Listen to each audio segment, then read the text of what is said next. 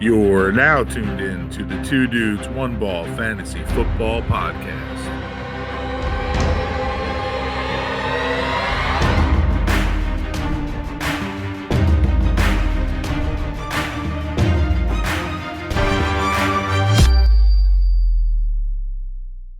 Welcome in, everybody, to another Two Dudes, One Ball Fantasy Football Podcast. It's me, Ryan Green, joined as always by the handsome and wonderful Michael Eck. Mike, how you doing on this beautiful Tuesday night? Dude, I'm doing great, man. I hope you're doing well. A lot of stuff has happened, and, we got a lot going on with mandatory camps, injuries already breaking out, Rodgers not showing up. We got all that in store. Dude, it's getting there. Soon Hard Knocks will be out. Pads will be at practice. We'll be watching them before you know we're drafting. You guys are drafting, and then week one is upon us. It's got to be fun. Dude, I can't wait. I'm itching every day. I'm mocking, and the mocks just don't scratch that itch anymore, man. I know. It just gets to the point where, I do the same mock over and over again, and I'm like, all right, I know this is what my team's going to look like, and I get to the draft, and somebody's going to fuck it all up, and I'm going to be like, yo, I got a team I didn't think I was going to get, and I walk away pretty happy, and then I finish freaking 9th or 10th. I'm just kidding. Yeah. I'll finish first, obviously, guys. All right, well, that was an amazing intro. Now let's get into breaking balls, son. Yes, sir. Before we start breaking balls, we did do our Julio reaction in our previous little reaction clip we have up on YouTube. It's a breakdown of what happened, when he got traded, what it means for fantasy, both of our opinions, our reactions to it. If you haven't watched it, please go take a watch it. It's a quick 10-minute video. It's exciting. It's entertaining. Leave a like, leave a comment, let us know your thoughts, and as always, subscribe to the channel. Oh, hell yeah. Hell yeah. All right. I'll start it off here. Report came out. Winston is the favorite to land the starting job. However, both sides, him and Taysom Hill, are still competing very thoroughly. And unfortunately for us, this competition is going to loom into the later part of the summer. So it kind of sucks, but just keep your eyes out. Yeah, I think this is honestly it's going to be happening all the time, but it's going to be Winston most likely. Next, Rodgers misses mandatory minicamp subject to fines. This is, Rodgers staying firm. He's not going to want to give in to the Packers organization. He wants out. He's going to get out, whether that's trade, retires for a year. And I honestly just want to touch on this, dude. I think this is really dumb of the Packers. You got a guy who doesn't want to play with you. If you're going to make him retire for you a year, that's really bad when you can just trade him and get as much as you can from that trade. Like, why make a guy retire? Yeah, he pay him or whatever, and, he doesn't play for anybody, but then you waste out potentially a first-round pick, a second-round pick, or a young talent. So I think this is a loss on the Packers all around. Yeah, I totally agree. It just sucks. He's most likely going to retire. The odds of him getting traded are slim, and the odds of him coming back, without getting his contract restructured or whatever he wants with that front office, it's going to suck. And unfortunately, it affects all the pieces on that offense for fantasy, man. It's not fun. I'm not liking it at all. Next up here, Jerry Jeudy is Teddy Bridgewater's most frequent target in practices so far. That kind of follows up with our next report that I saw come out that Drew Lock had a, quote, horrific day at practice. So, for all the Jerry Jeudy truthers out there, if Teddy B does take over that starting job there, Jeudy could be in for a nice little breakout season. Yeah, I mean, Jeudy had the connection with Drew Lock too. Jeudy's very electric. You watch him on the field in college, coming to the NFL. He should have been the first wide receiver off the board. I don't think he was, right? Henry Ruggs went first. Hey, Henry Ruggs. So Jeudy is a very electric kind of wide receiver. They're going to favor him. This is just great. And, Drew Lock is Drew Lock. He sucks. Teddy Bridgewater will probably win that at the end of the day, and we can go on. With Rodgers missing, we could touch on that Jordan Love ran a 2-minute drill today. Barely gets past midfield to 50, ends 14 down with an overthrow, not even targeting Adams or any big name wide receiver, Lazard or Marquez Valdez-Scantling. I don't remember who he targeted, but he did not look good. It was his first time that we've seen or reported a 2-minute drill. And I also saw going with this, he has been targeting favoriting the checkdowns, I should say, which is, more of a running back, Aaron Jones kind of thing, because you'll see, over the middle will be Adams and the tight end. So, yeah, Jordan Love's not going to be Rodgers. I mean, Packers fans, us as football fans have been spoiled with a guy like Rodgers. Obviously, Brett Favre was a little before my time, but they've had a solid quarterback play for a long time. And if Jordan Love comes out, it's not going to be pretty. And again, like we said with Rodgers missing, it's really going to hurt all those fantasy options there. Next, we got a little injury news here. Curtis Samuel's dealing with a groin injury. I'm not sure if it's going to linger into the season. I doubt it. They're probably going to be super precautious with him, but it is something to note that he is dealing with something going on. I mean, this could boost Terry McLaurin's stock, whatever, but it's just a little injury update. Yeah, that's really it, man. He's gonna be probably the second behind McLaurin, so he's just probably being sidelined for precautionary reasons. Next, Tevin Coleman is the early edge leading New York Jets backfield running back. This isn't really a surprise, as the only other really running backs there haven't really had a lot of experience. Right. With that being Ty Johnson, right? Well, Michael Pirine, and then the rookie Michael Carter. Tevin Coleman has starter experience. He looked well with the Falcons and then with the 49ers before he got hurt. So he's going to have the lead role for now until, honestly, I think a lot of people, even you agree, Michael Carter will take that over because he is another great back. So it's only a matter of time. Yeah, dude, I'm not worried about this at all. A lot of times early on, the vets kind of get that little bump on the starting job. He's not talented. We've seen enough sample size of Tevin Coleman not being able to stay healthy, let alone look explosive on the field at all. Yeah, it's just tenure, man. He's been in the league longer, so he's going to get that respect. So, yep. Next, a little bit more injury update, kinda. Saquon Barkley, continuing to rehab. I know Joe Judge came out on the podium today after their practice and said, actually he was very vague on Saquon update, but he said, he's attacking rehab and he's doing what he has to do, but no word on when he's going to come back or if he's going to come back to getting a full workload. So again, something to continue to monitor unfortunately, with Saquon. Yeah, Saquon will hopefully be fine and ready to go full speed by week 4. I know they said early on they don't want to workhorse him that much, but when it matters, he'll get that workload. Next, Gus Edwards signed a 2-year deal, $10 million extension with the Baltimore Ravens. And this, honestly, is not a surprise to me being a Raven fan. I know, the Ravens love him. They give him his touches. But kind of a surprise that, he got a $10 million extension, and he's good enough to be a lead back somewhere else in the league. And the fact that the Ravens bring him back and he's willing to stay shows that he's, loyal to the Ravens, at least for his first couple of years in the league, and that he's comfortable in the system. And I honestly don't think it's going to play a role in Dobbins' effect. People are saying, $10 million it's kind of a lot, but he is the second guy on the roster. So if anything does happen to Dobbins, it's going to be Gus. If anything happens to Gus, the third string will come in and Dobbins will get more of an expanded role. So you're going to have that punch there to go. I want to also go on to the next one here. Ravens also have been, John Harbaugh said today after practice that he is emphasizing increased passing and passing by his running backs. He wants Lamar to target his running backs more. This means Dobbins will get an expanded role because he is the pass catching back on the roster. It's him and Justice Hill, but Justice Hill is the third running back. So you're going to see Dobbins should be getting more of an expanded role in the passing game as long as Lamar decides not to, why check it down for a 5-yard pass or 3-yard pass when I can take off for 10, 15 yards. As long as that gets through Lamar's head because it's more for Lamar's health reasons, that would be great, right? So what do you think about the Gus Edwards thing, man? Do you think that's going to affect Dobbins? I know you're always big on following the money, so I want to hear what you guys say about that. I don't think it affects Dobbins as far as now Dobbins is undraftable because they extended him. But I mean, we know how firsthand how pivotal Gus Edwards is to this offense. He's a career 5 yards per carry running back.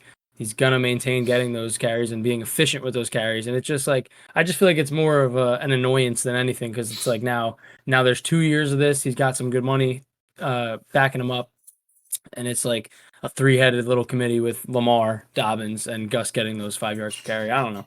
I'm just it just hurts Dobbins, maybe for the next 2 years, at least, but anything can happen, man. For sure, it definitely is gonna hurt him. I just don't think it's gonna hurt him that much. Yeah. Okay. I mean, the only thing we can really touch on is that Juwan James, the man who got cut and hurt working out on his own time for the Broncos, was signed by the Ravens for a 2-year deal. The Ravens gave him $9 million, and before you say, "Oh my God, he's hurting towards his Achilles," well, they gave him $500,000 for the first year to rehab. If he doesn't rehab, they're going to cut him and save $8 million in the second year. If not, and he plays that second year, he will make that $8 million. This is really nice. As Juwan James is also filing a suit against the Broncos because he was doing workouts for the team and they cut him after he ruptured his Achilles. So rest up, Flock Nation loves you. You're here. Let's go. All right, man. All right, man. It's time. Rankings time. Jinx, you owe me a damn Pepsi now. Oh, hey. All right, what are we gonna do? You want to do the quarterbacks first? You want to do tight Yeah. ends? All right, let's Let's do go. quarterbacks. Let's go right into the quarterbacks, and we'll throw up that up here for y'all. And we're gonna do the same thing. We're gonna. Oh, hey, another soda. Oh yeah, no, that's two now. You got vending machine. You better have one around your house. We're gonna do top 15, right? We discussed that. We're Yep, gonna do 15 quarterbacks. If your league is 2 quarterback leagues or 2 quarterbacks, I'm pretty sure you can get one of these 15 guys, and the second guy you get from the bottom 16 down are pretty much equivalent or pretty close to each other. That you just got to play matchups at that point. Find whoever's playing, the Texans defense, or we'll get to that as the season goes on. So with that, Ryan, you're the host tonight, man. I'll let you start. Maybe we do every 2. You want to do 2 and then discuss? Yeah. Let's do a little different. Let's go one by one. Give our thoughts a little quicker here, though. I'll go Mahomes. Obviously, not much to talk about for our first one, but I'll go Mahomes. Say my piece. You say your piece, and then bang, you lead it right off with the next guy, and vice versa. Okay. All right. So it's Mahomes. It's Patrick Mahomes. What do you got? That's just Patrick Mahomes, MVP. The kid's phenomenal. Super Bowl 2 years in a row. Nothing like he's number 1. He's going to be number 1 all the time. All right. Number 2. It hurts me to say this because you have him at 2. I have him at 3, but he will come in at our 2 because I'll give you the benefit of the doubt, and that's Kyler Murray. Kyler Murray, an awesome season last year, adds a new weapon this year with A.J. Green, just another vet guy there. The defense is getting better. They have Chase Edmonds down the backfield. It just, he can look to take another step forward in his third year now. So he's looking to make that big step forward again. Yeah, with Kyler, I'm going to keep it short as well. It's just he runs the damn ball. Yeah. That's it. And speaking of running the damn ball, you want to go? You want to touch on that? No. I was going to say that for this guy, too. I was just going to be talking about running the damn ball. Speaking of running the ball here, it's Lamar Jackson here at 3. You have him at 2. I have him at 3. He runs the damn ball, and he's on a damn efficient offense with a great defense. It's Lamar. Yeah, he had a down year last year, but, that's not going to down year, they say. But he really had pretty much the spot on the same numbers, just a little bit more turnovers. He reduces that, and he's back to MVP caliber again. Number 4 comes in at 4 for both of us here. MVP last year for fantasy purposes. Number 1 scorer fantasy, that's Josh Allen. Josh Allen added Diggs, great addition. He took that step from being a mediocre quarterback to top 5 QB in the NFL now, or for fantasy purposes. He runs the ball efficiently as well. They don't run a lot, so they pass a lot, gives him opportunities. Nothing to really love about Josh Allen. He's got an awesome arm too, so he's going to be throwing for yards. Yeah, we saw what Stephon Diggs came in and added to that offense, and Josh Allen made the biggest leap that I've seen in quite some time out of a quarterback, if ever. So he's a great guy. He, again, runs the ball, and he has a cannon of an arm on a pass-heavy offense. It's just a recipe for success.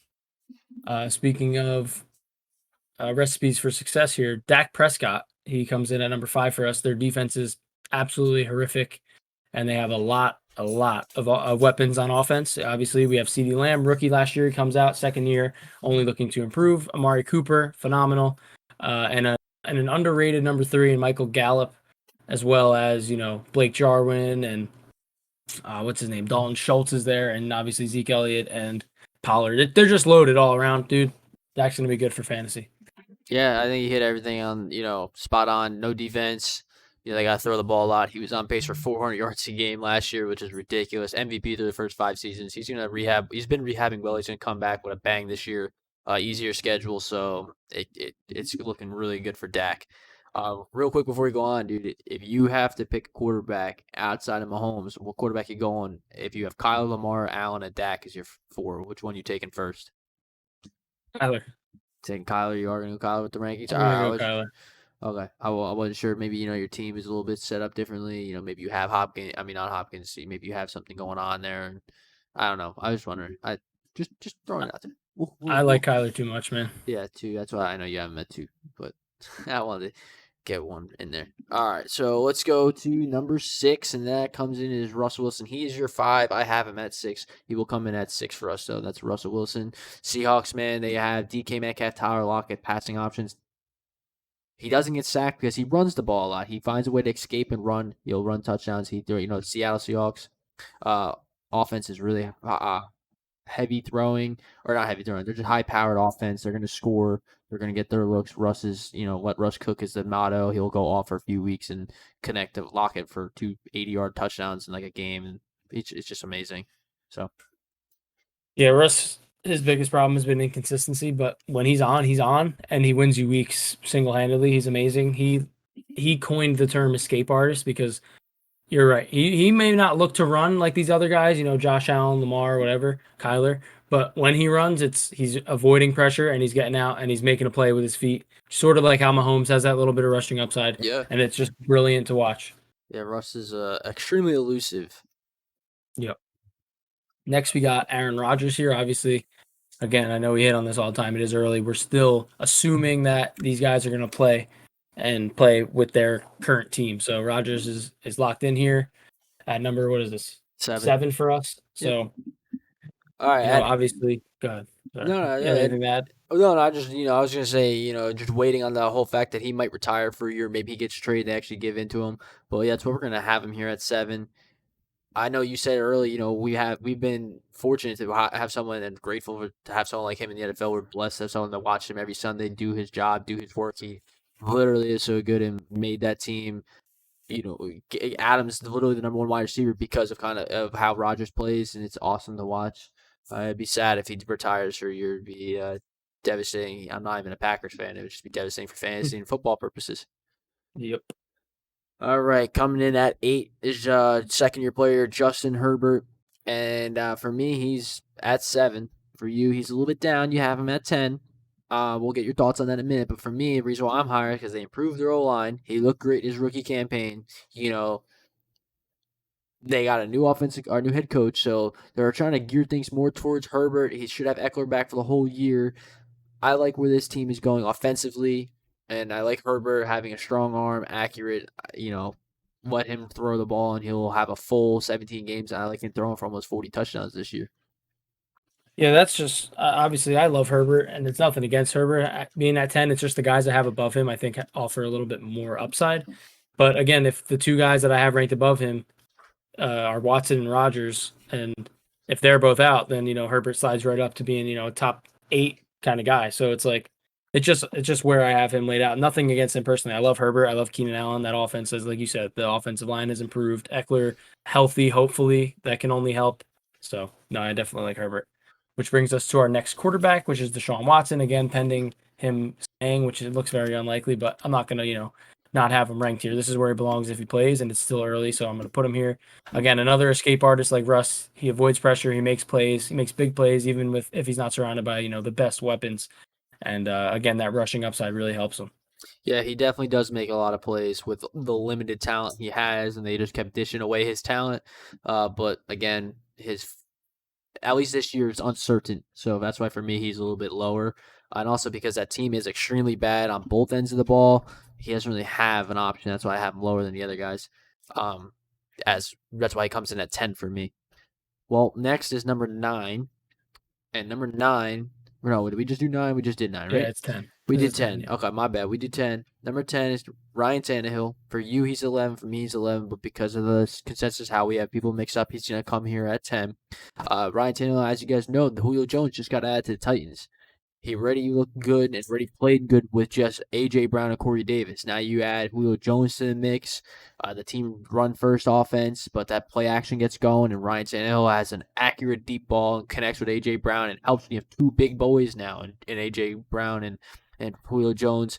So look for him to actually have I think, a better year than he did last year because of the fact that he has 2 reliable, greatly reliable targets now. Yeah, dude, he's been nothing but efficient his few years with Tennessee. And I don't see that stopping, especially adding a guy like Julio Jones. I mean, come on, they can't even stack the box anymore against Henry. Yep. I feel like they're going to pass even more. I love Tannehil. I seem to have him on my team every year, and forward to hopefully keeping that trend. You touched on it real quick. If they do stack the box more, I mean that leaves more of A.J. Brown and Julio Jones ISO, and maybe that's where even if they come in 3 wide receiver sets and you see like Josh Reynolds start to slowly be that slot guy that he's supposed to be. But yeah, look for them to pass more but they're gonna have some teams are still gonna respect the run and stack the box, and they're gonna force Tannehill's hand, and he's been good throwing the ball in the last few years, or at least since he's joined Tennessee and got away Right. from Adam Gase. So Yep. And that brings us to number 11, and it's Jalen Hurts. I'm high on Hurts. I have him at 9. You got him a little lower. That's where our consensus gets a little mixed up. But Jalen Hurts, again, he's a running quarterback. We saw him last year, even though he wasn't the best passer, he got it done on the ground. He was great with what he did on the ground. I know a lot of people picked him up, me included. I had him as my backup. And he was it's Jalen Hurts. The team doesn't have necessarily the best options, but you do have a decent running game with Miles Sanders, a first-round pick in Devontae Smith. So it's just, I think Hurts, even though the team might not be the greatest, they're still in a pretty, weak division. And I think Hurts is going to get enough done on the ground to be, fantasy relevant. yeah, absolutely. I mean, I can get all behind all these things you're saying. My problem is he didn't really have a lot of time last year to play, and when he played, he didn't look great. Yeah, Devontae Smith, the team really isn't very good. The team's going down in shambles. The defense isn't very good. The offensive line's getting old. The running game, they have Miles Sanders, but then they just keep adding Jordan Howard again. They keep bringing in these guys, so everything just seems to be wonky is the word I'm going to use here for the Philadelphia Eagles. And for me, it's one of those scenarios where I am not going to touch Hurts if he's not drafted. Fine. Maybe I pick him up as a waiver wire option. I'm hoping in a 10-man league, no one takes him. He's there. And maybe if I had to take a late round QB and I'm the last man to take a QB and I have to between 10, and then everybody else there, maybe Hurts is in consideration. But for me, I'm out on him this year as top 12. All right. Well, wrapping up our QB1s at 12, we both have him at 12, and this is Joe Burrow. And I just think Joe Burrow last year had a great year, or was having a great rookie year, or, was not playing under par, but he did get hurt. And that's what really kind of, sucked, to be honest. You don't really want to wish an ACL injury like that on anybody, but he should be ready to go by week 1. They added Jamar Chase. He already has that connection with him from college. They have Tyler Boyd and T. Higgins who look good. Joe Mixon can catch passes. Joe Burrow's got weapons. And, as long as he can make plays and stay healthy, take that check down when he needs to and throw the ball, he should be getting a lot of touchdowns here, and that Bengals team could put up points because they don't really have that great of a defense either. So, I mean, I like Burrow at 12. I think this is a good pick for you if you have a 12th spot.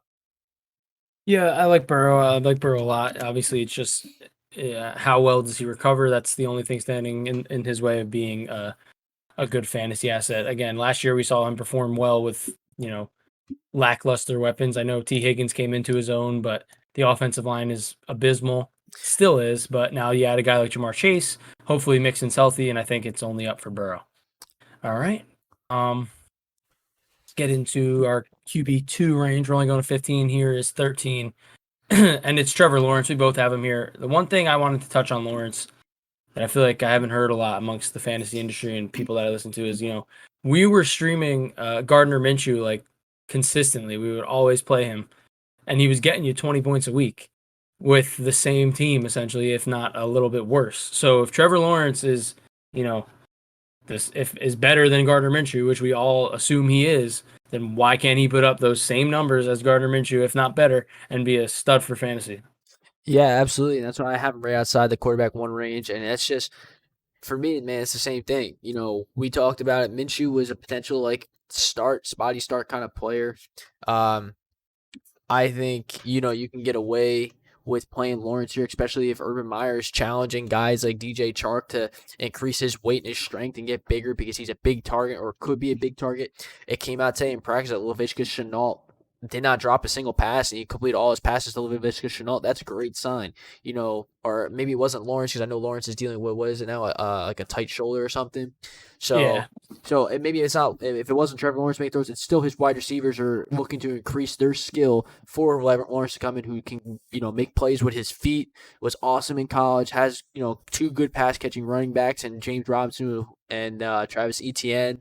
And then he's got other options there with DJ Chark, Marvin Jones, and Laviska Shenault. So yeah, I like Lawrence, man. Like, you hit it perfect, man. I was going to bring up Minshew too, but that's what you guys say. It's literally twice, you can get away with Minshew, like you said, for 20-point weeks, have those Minshew magic weeks. Well, why have Minshew Magic now when you have Lawrence, who will literally do that day, week in, week out, or should, or has the capability to be doing that stuff? Right. All right. Number 12. This guy, 14. I don't think he should be 14. But, man, your ranking brought him down. So, I have him at 9. You have him at 15. And this is Tom Brady. I'm really high on Brady this year just because the schedule's easy. It's his second year in the system. Fine. I'm going to move him up in real time right above the guy who we'll talk about next. Okay, so you now have him at 14, which keeps him at our 14. But Brady is a guy, second year with the new offense, easy schedule, and the last 6 games last year, phenomenal. And needless to say, he did pass for 600 passing attempts last year. I'll take that from my QB1. If you throw for 600 passing attempts and your name is Tom Brady, I'll draft you in the quarterback 1 range. I don't care if you don't run the ball like the other guys like Kyler, Allen, Dak, Lamar, Russ. I don't care. Brady will still throw for 45 touchdowns or 40 touchdowns. X amount of yards because there's 17 games now, so it's going to be kind of hard to adjust for that. But he's going to pass the ball 620 times, and everybody's healthy now to start the season. Last year he dealt with Godwin getting in and out. AB coming in late. Well, now he's got AB, he's got Gronk, he's got Evans, and he's got Godwin. He should be in an easy schedule. I can't stress that enough. He should be tearing the numbers apart this year. I like him so much, but we do have him at the QB2 range for our consensus. Problem here is, Mike, and you said it, but I guess you're not fazed by it. He doesn't run the ball at all. He does. Everyone above him offers that upside. That's why I have him ranked where he is. Obviously, the next few guys and later down the list, all of them rely solely on their arms, or they're just not great NFL quarterbacks. But, that's what it comes down to me. He's right outside of those guys who can run and who offer a little bit more upside. He's still going to be a consistent guy for you, but not a guy that I would necessarily be happy with as my QB1. He finished at QB8 last year. That's fine. Last year was a weird year. Yeah, he had 12 interceptions, which is also kind of unheard of, but 40 touchdowns. I'm thinking 45 this year. He had 4,600 yards. Maybe he's close to almost 5,000 this year. So, he had 3 rushing touchdowns. What are the 1-yard lines? The think over. That's what he does. Yeah, that's what it is, and that's not. I'm not buying it. All right. All right, man. Well, I'm all in. If anybody in our league, home league, takes Brady, I swear you'll see a different man at the draft. I'm gonna be angry. I'm gonna get mean.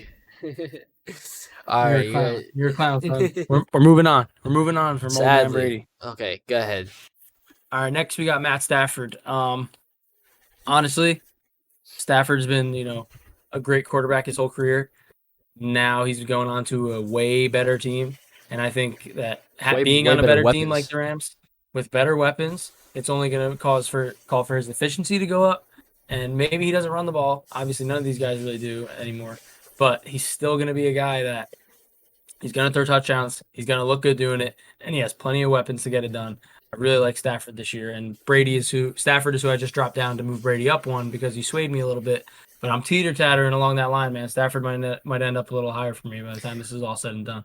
Yeah, Stafford comes in at 15 for me.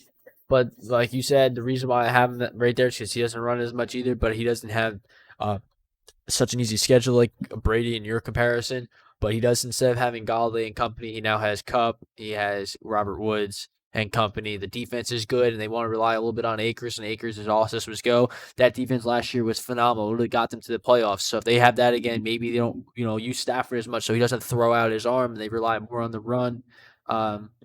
So that's why I have Stafford a little bit lower, but we can agree to disagree. Yeah, that's what I was looking for. I was going to say butt heads, but yeah, agree to disagree is good. All right, at 15, wrapping it up. No. 15. That was 15. Stafford's 15. We put 16 as. Oh, okay, yeah. Stop. We could say. All right, let's just do 16 real quick. 16. Let's just do it for the people because I already got them all excited.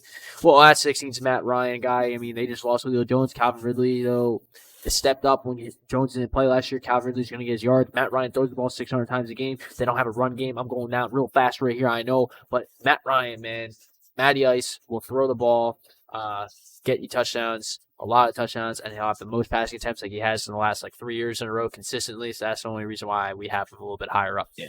That's it. It comes down to pass attempts. Obviously, losing Julio is a big dip. And you can make arguments for the guys we have below him, maybe like Fitz or one of the Saints quarterbacks, whoever wins that, guys like that. But it's Ryan. We're gonna slide him in here.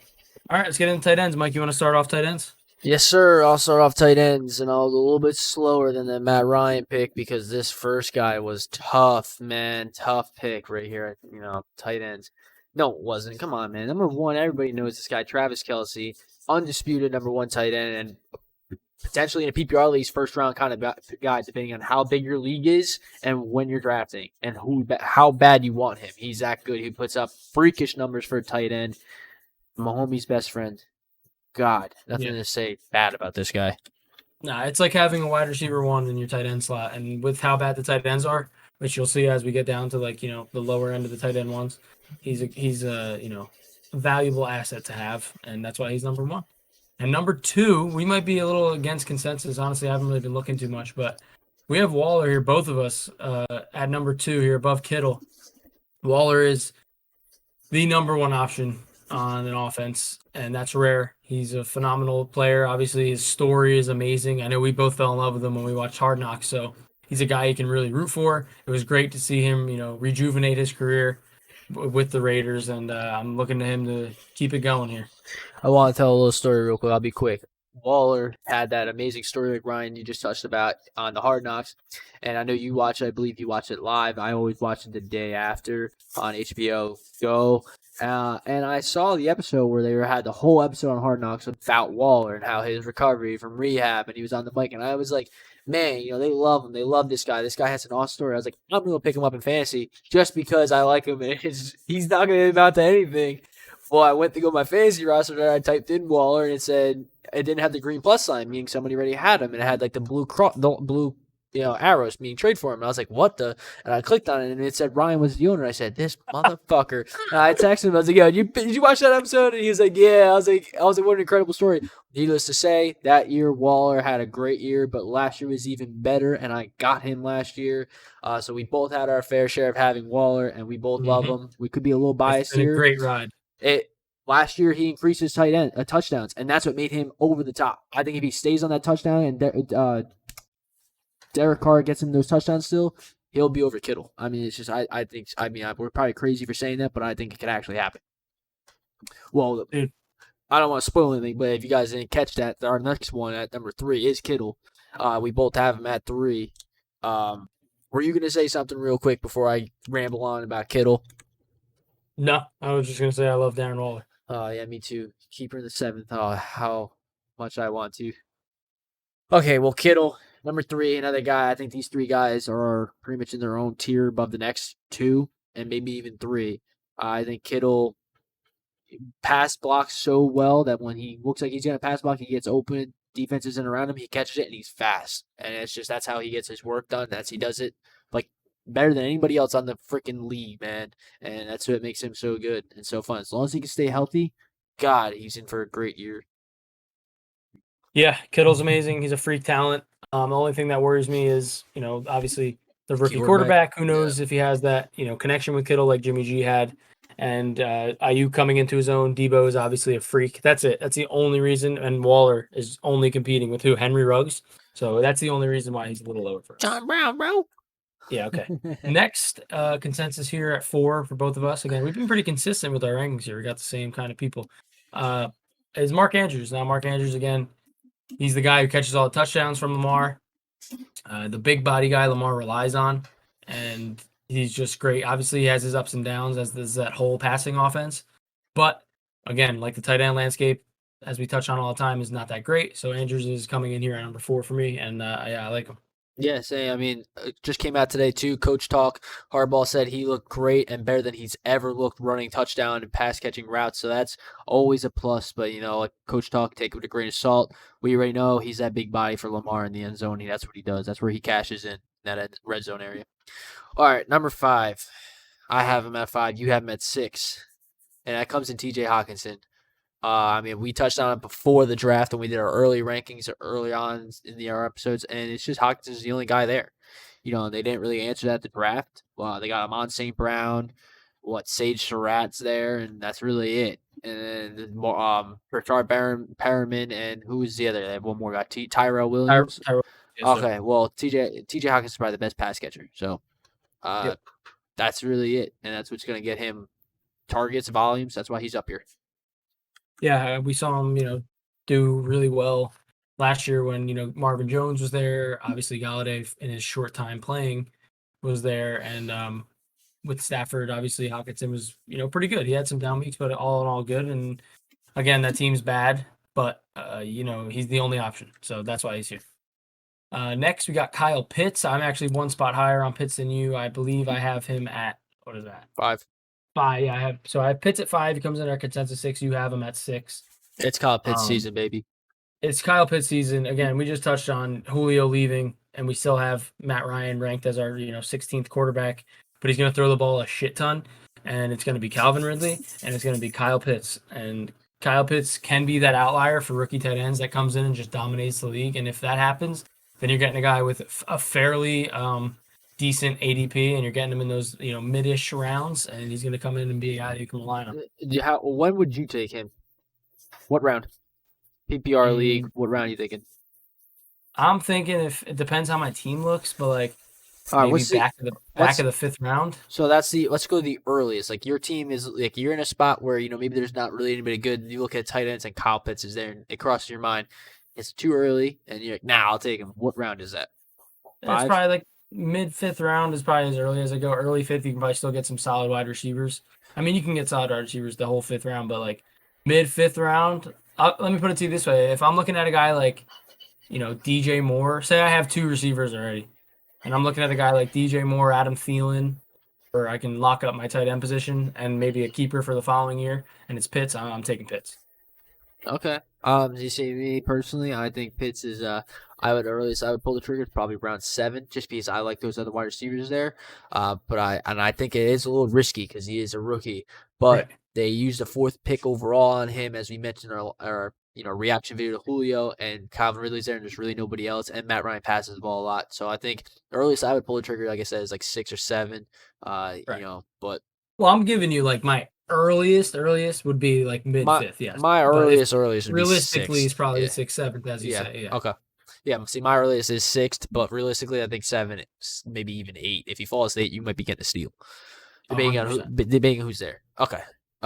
Next, coming in at number 7 here, we both have him at 7. This is where the tight ends, I think, personally start to go to a different level. And that's Noah Fant from the Denver Broncos. I mean, he, outside of Cortland Sutton, Jerry Jeudy, they still have Tim Patrick, right? So it's kind of just Noah Fant, but he was a big body Locke relied on. But I think it might be Bridgewater here going to take the starting job. So I don't know how much Bridgewater is going to rely on the tight end position. He really never did in his career with the Vikings and his short-lived 5 games in the New Orleans Saints. And then even last year with Carolina, he supported Robbie Anderson, DJ Moore, and even Curtis Samuel when he lined up at wide receiver. So I don't know how. That's why I'm lower on Fant. Some people have Fant at 5 and over, or 6 over Pitts, but I think Pitts makes that leapfrog because I don't trust the Broncos offense. Yeah, I mean, I don't know how you could argue Fant over guys like Pitts or Hockenson. I think that I like Fant. I mean, Fant was putting up solid numbers last year for a tight end, even though he was dealing with injuries, and he had a guy like Drew Lock at quarterback. So it's just like at this point where all these guys are kind of interchangeable dart throws, but have maybe the safest floor. I think that he belongs to be here. Yep. He's got a lot of talent too. So he's a great player, dude. Next we got Dallas Goedert. I have Goedert at 8. You have him at 9. He comes in at our consensus 8 here. Again, this Goedert is obviously the torch has been passed from Ertz to Goedert. Ertz looked really bad. So if Goddard's going to be the number 1 tight end, the Philadelphia Eagles like to utilize their tight end. So if he's the main beneficiary, he's going to be getting those targets. And again, it's a crapshoot at this point already. And we're at the QB 8 or the tight end 8. So yep. what are you going to do? This is where it starts to you better just play. I mean, talent and potential volume. And I would just trust that he could be a big body for Jalen Hurts. I almost say Carson Wentz. I caught that. Jalen Hurts and, maybe do something with that. And also, especially, I think, I believe that Zach Ertz, the guy I can't think of right now, is going to be on the move and be traded. So we'll have to see. And I think that just helps Goddard to come up even more. All right, at number 9, I have him at 10. You have him at 9. That's Robert Tonyan. Robert Tonyan was a good player last year for fantasy, for tight ends, especially, the weeks where either Aaron Jones missed a game or Adams missed one game, I believe, 2 games. But needless to say, he was a second pass-catching option for Rodgers. If Rodgers misses, he could drop a little bit more, especially because Love is looking awful the first few days of camp. So Tonyan, however, if Rodgers does play best case scenario, this is, I think, a good line for him right here. He will be that second, third pass-catching option there. And, maybe reliable target in the end zone like he was for Rodgers outside of Adams. So I think it's a good line. Again, this is all reliant on Rodgers staying with the Packers and playing. Again, he got snubbed. Tonyan did great last year. He got snubbed from the Pro Bowl. Had a better year than Evan Engram, but Evan Engram made it probably just based on name value alone. So I think Tonyan, again, like you said, good line for him. Next guy we got here is Mike Gesicki. Fun fact, I met Mike Gesicki at a local bar around here. Seems like a pretty cool dude.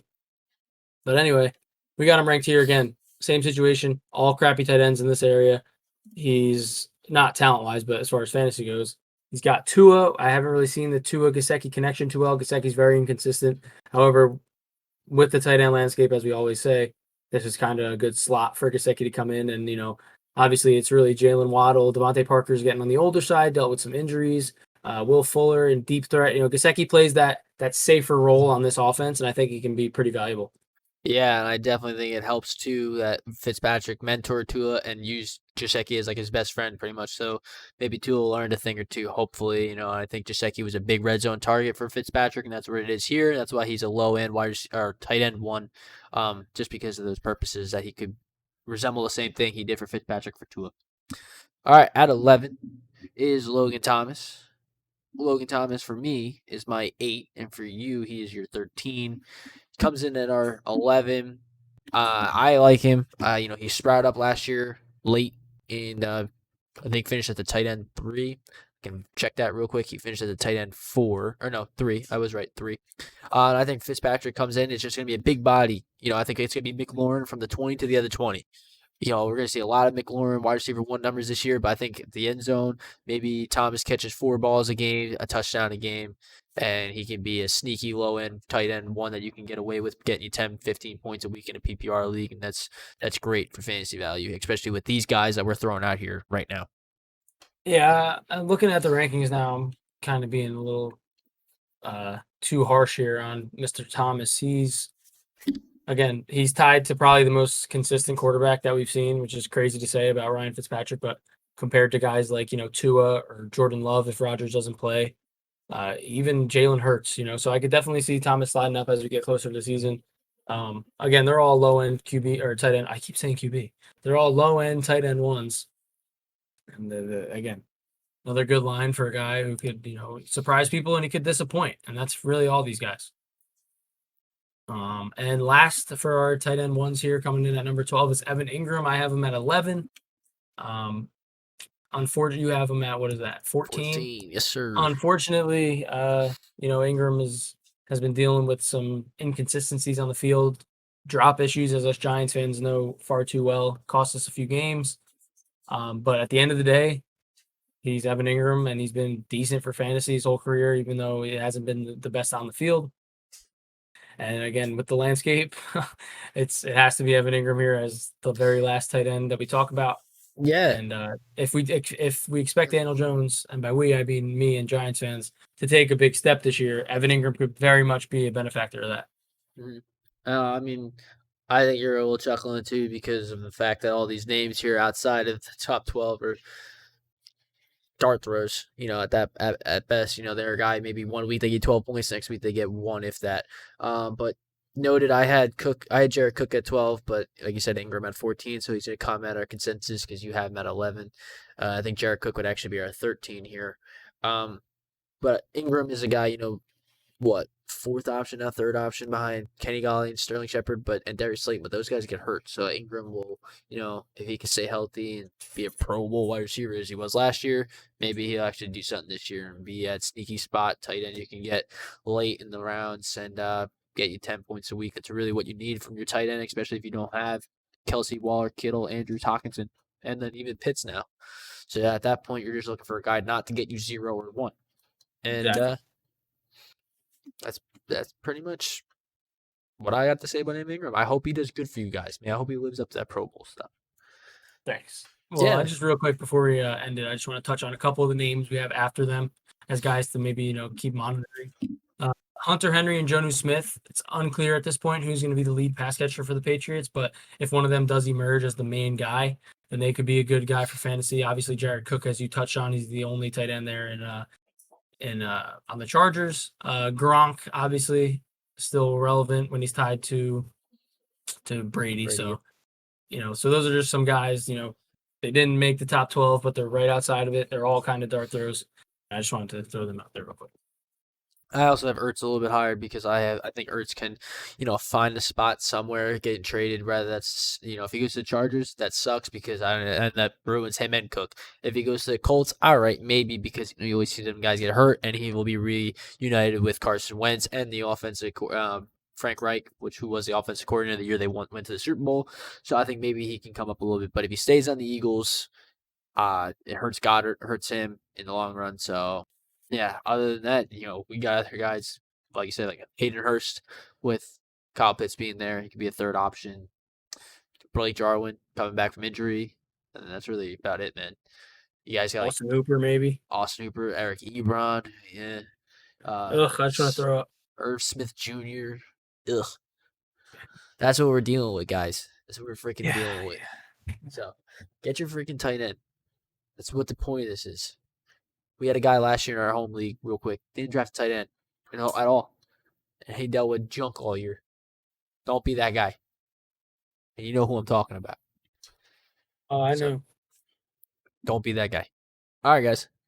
Appreciate all the comments, all love. If you have someone, as always, we always say, if you have someone that you think you disagree with, or you agree, or you just want to tell us, hey, man, your thoughts, you agree with us, say it all. Say it in the comments, and be sure to like the video, subscribe to the channel, follow us on our Instagram at 2dudes1ballff, that's the number 2, number 1, and at 2dudes1ball, number 2, number 1 on Twitter, as you see on your screen. And, we have a Linktree account there, too, if you want to be anonymous and say, hey, you guys suck, Kittle's better than Waller. Shane, do it. We want to hear it. I don't care. So, we love it. I don't care to Shane, because I think Waller is going to be better, and I'll put money on that. Bet that on Vegas. All right, guys. But as always, we love you. Peace and love from me, Ryan. God bless. Yes, sir. Thank you for listening to the 2 Dudes 1 Ball Fantasy Football Podcast. Please like, subscribe, and comment below.